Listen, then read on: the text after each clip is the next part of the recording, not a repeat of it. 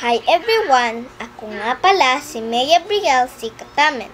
Tayo po ay magbabasa ng isang maikling kwento na ang pamagat ay Alamat ng Pinya. Tayo na po ay magsimula. Alamat ng Pinya. Noong unang panahon, may nakatirang mag-ina sa malayong lugar. Ang inay ay si Aling Rosa, samantalang ang kanyang anak ay si Pinang.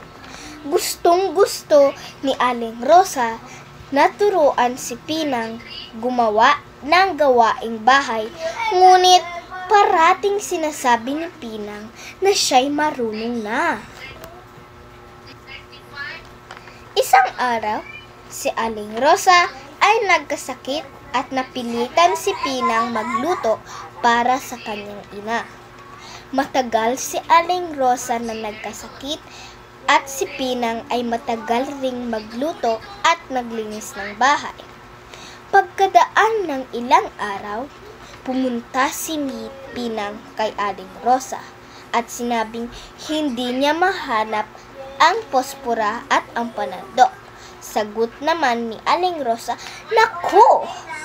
Pinang, sana'y magkaroon ka ng maraming mata upang makita mo ang lahat ng bagay at hindi ka na tanong ng tanong sa akin."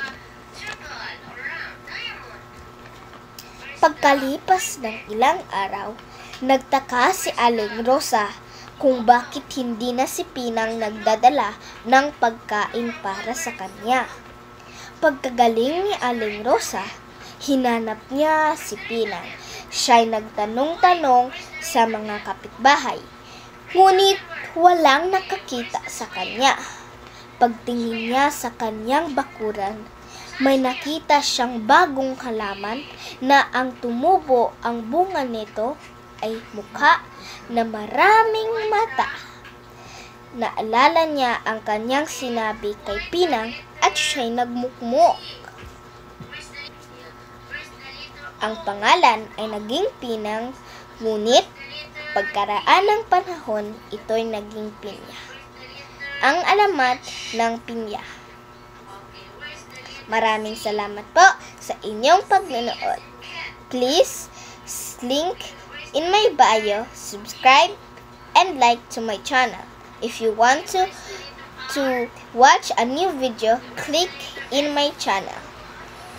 God bless you. See you tomorrow. Bye-bye.